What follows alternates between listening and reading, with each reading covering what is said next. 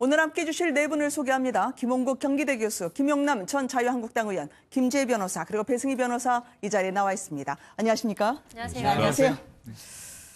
이에 이어지면 기차로 파리도 갈 수 있을 텐데요. 서울과 판문역 간 남북철도 착공식을 위해서요. 새벽에 새마을호가 개성으로 출발을 했습니다. 먼저 영상을 보시도록 하겠습니다.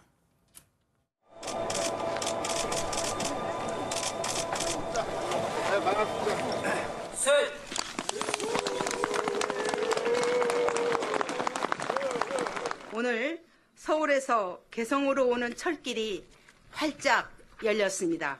우리는 또 이렇게 한 걸음을 내딛습니다.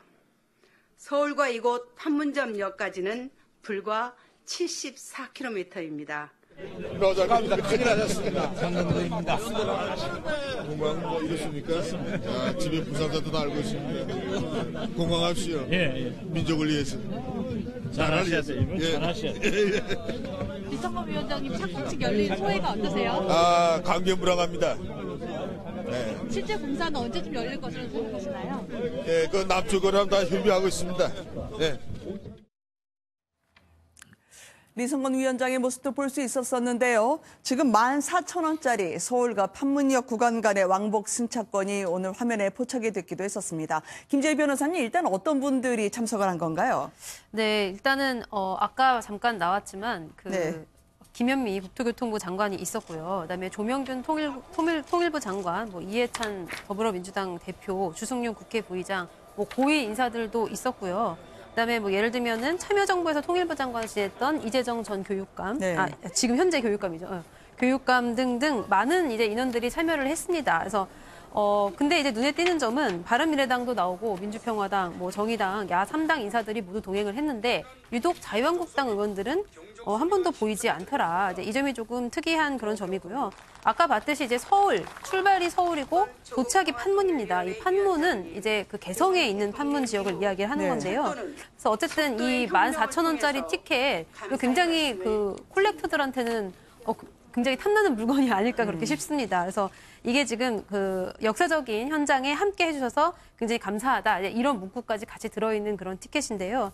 어쨌든 실질적으로 이제 6시부터 8시, 10시 이렇게 거쳐가지고 이제 쭉 그 경계선을 넘는 그 장면이 좀 많은 국민들에게 감동을 준 것 아닌가 생각합니다. 네, 이 자리에 자유한국당 인사들이 왜 참석을 하지 않게 된 걸까요? 이유를 직접 나경원 원내대표로부터 들어보시도록 하겠습니다.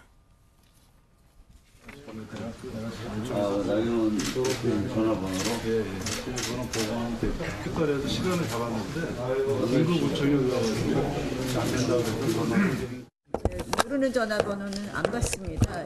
어떻게 연락을 하셨는지 전화 3번 했는데라고 나오는데 연락받은 적도 없고, 오늘은 지금 운영위 소집 등 굉장히 중요한 현안들이 많은데 보니까 저 여당 원내대표고 다른 당 원내대표님 다 기차 타고 가셨더라고요. 내일 본회의인데 어쩌려고 그러신지 모르겠어요. 어쨌든 지금 조명균 장관 연락했다고 하는데 저희한테는 제대로 설명한 적이 없습니다. 제가 그래서 전화번호를 아는데 지금 안 받았나 열심히 봤더니 저한테 전화번호가 없고.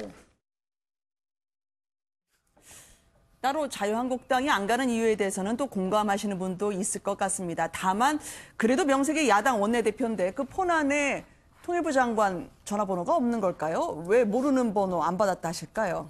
글쎄요. 왜 그랬는지는 정확하게 알 수 없습니다. 나경원 원내대표가 그래도 최소한도 정부 부처의 장차관이라든가 기본적으로 국정에 대해서 연락을 받고 또 같이 상의도 하고 그럴 수 있는 라인은 구축이 됐어야 될 텐데 아마 번호가 없었던 것 같고요. 일단 조명균 장관 얘기에 따르면은 전화를 3번 하고 문자 보냈다. 그리고 비서실에도 이제 전화를 달라는 요청을 했었고 나중에 전혀 받은 적이 없다고 했던 나경원 의원이 나중에 비서실에 확인해 보니까 전화를 달라는 요청이 있었다라고 얘기를 했습니다. 물론 여러 가지 상황을 그동안의 흐름들을 본다면 아마 요청을 받아도 나경원 원내대표가 응하지 않았을 가능성이, 왜냐하면 판문점 선언 비준이라든가 모든 부분에 대해서 반대하고 있지 않습니까? 그런 측면에서 그랬겠지만 그래도 최소한의 그런 예의를 갖추는 모습들이 필요한데 어쨌든 그런 절차를 무시했던 건 아닌 것 같고요. 그러나 나경원 원내대표는 직접 또 찾아올 수 있었지 않느냐 이런 얘기까지 했습니다. 좀 더 서로 간의 그런 소통이 좀 잘 됐으면 하는 그런 바람이 있고요. 나경원 원내대표 그래도 저희도 마찬가지지만 많은 정치인들이 사실은 모르는 번호라도 많이 전화를 받거든요. 언론사 기자들이 취재하면 또 얘기를 많이 하지 않습니까? 네. 그런 측면에서는 좀 지금 중요한 상황이기 때문에 그런 연락을 받을 수 있는 가능성도 좀 스스로 열어놔야 되지 않았나. 그리고 지금 굉장히 중요한 상황. 저도 만일에 시간이 됐다면 표를 구할 수만 있었다면 가고 싶은데 새로운 그런 대한민국 남북이 하나 되는 그런 장들을 만드는 현장에 다 같이 좀 마음을 모았으면 하는 그런 바람입니다. 네. 아마 이제 야권 쪽에서는 언제 착공할지도 기약이 없는 착공식, 착수식이나 다름없다고 하면서요. 돈도 그렇고 실체가 없는 곳에 우리가 가야 하나라고 하는 나름대로의 생각이 있으셨던 건가요? 오늘 이루어진 착공식은 좀 이상한 착공식이죠. 그야말로 유엔 제재 때문에 착공을 할 수 없는 상황에서 착공식만 미리 좀 땡겨서 했습니다. 실제 네. 착공은 언제 이루어질 수 있을지 전혀 기약이 없는데 그래서 지지율 상승을 위한 뭐 가불 착공식 이런 얘기가 나오는 네. 것이죠. 그리고 국회 예산정책처에서 추산한 바에 의하면 지금 북한과의 철도 도로 연결을 위해서 소요될 재원이 약 152조 원 정도 된다고 해요. 재원 마련 대책도 전혀 없는 상황에서 그리고 실제 착공을 할 수 없는 상황에서 이루어진 착공식 참석이 뭐 무슨 의미가 있는지 잘 모르겠습니다. 네. 자, 이 북한 이야기를 전해드리고 있었었는데요. 오늘 청와대에서는 문재인 대통령이 원래는 이제 분기마다 한 번씩 열어야 하는 국민경제자문회의 올해 들어 처음으로 열었습니다. 사의를 표명했던 김광두 부의장의 고별 고언도 있었을까요? 함께 들어보시겠습니다. 대한민국의 산업혁신이 어제입니다. 아주 시적절한 그런 어제라고 생각합니다. 특히 대한민국의 경제에 활력을 불어넣기 위한 이제 그런 방안으로서도 대단히 절실한 과제입니다. 우리 대한민국 경제 지금 요즘 침체, 부진 뭐 이런 이야기를 많이 듣고 심지어는 좀 미래가 잘 보이지 않는다 이런 이제 우려들도 있는데 오늘 대한민국 경제가 다시 활기를 되찾고 미래를 향해서 열심히 달려갈 수 있는 그런 이제 좋은 논의들이 이루어지기를 바랍니다. 뼈아픈 자성을 한다는 문재인 대통령, 이제 경제, 미래가 없다는데 정책을 좀 챙겨보겠다고 했던 회의입니다. 김광두 부의장은 말씀을 많이 안 하시는 것 같던데요. 배 변호사님, 일단 상황이 어땠는지요? 이 시각도 청와대를 보면 압수수색 소식도 들어와 있거든요. 청와대가 지금 사정이 복잡한 것 같아요. 네. 내부적으로는 뭐 특감반 문제 때문에 이것이 민간인 사찰이냐 아니냐 이런 공격을 받고 있고 또 그 안에서도 오늘 또 검찰이 압수수색까지 나가면서 그 내부가 문제이고 또 밖에서는 국민들이 경제가 어렵다. 그래서 이번에 MBN과 매일경제가 실시한 여론조사에서도 국민의 88%인가요?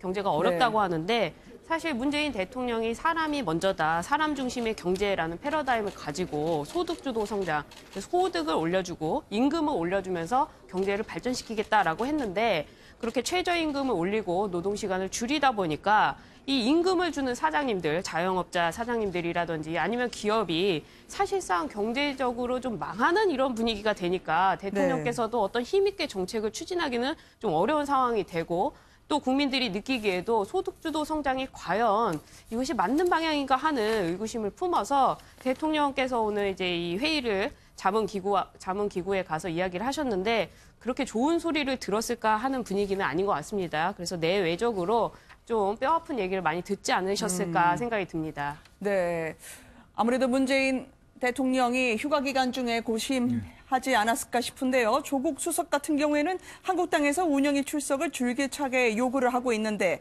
해명을 못할 수밖에 없는 뭐 법적인 문제가 있다고 하더라고요, 김 의원님. 근데 요거는 조금 이상합니다. 이제 조국 수석에 대해서 국회 출석을 야당이 끊임없이 요구하고 있는데 네. 청와대 관계자가 한국당에서 조국 수석을 고발하지 않았느냐. 그러니까 형사 피고발인으로서 묵비권이 있기 때문에 네. 국회 출석해서 제대로 답변할 수 없다라고 얘기를 했는데 좀 이상한 게 출석은 할 수 있거든요. 근데 네. 자기 범죄와 관련된 사항에 대해서는 진술 거부를 할 수 있는 거죠. 그 부분은 제가 네. 진술 거부권을 행사하겠습니다라고 하면 뭐 그건 법률적으로는 틀린 얘기는 아닌데 형사상의 진술 거부 수사권을 갖고 청와대 현직, 그것도 전직도 아니고 현직 민정수석이 국회 소환에 응할 수 없는 이유로 되는 거는 조금 이상합니다. 이게 여러 단계를 건너뛰어서 갖다 붙인 것 같은데 참 예전에 볼 수 없던 일이 많이 일어나고 있습니다. 이 청와대에 대한 압수수색이 실시가 됐고요. 김태우 특감 반원에 대한 이 비위 감찰 결과도 곧 내일쯤이면 발표가 될 수 있다는 속보가 들어와 있었습니다.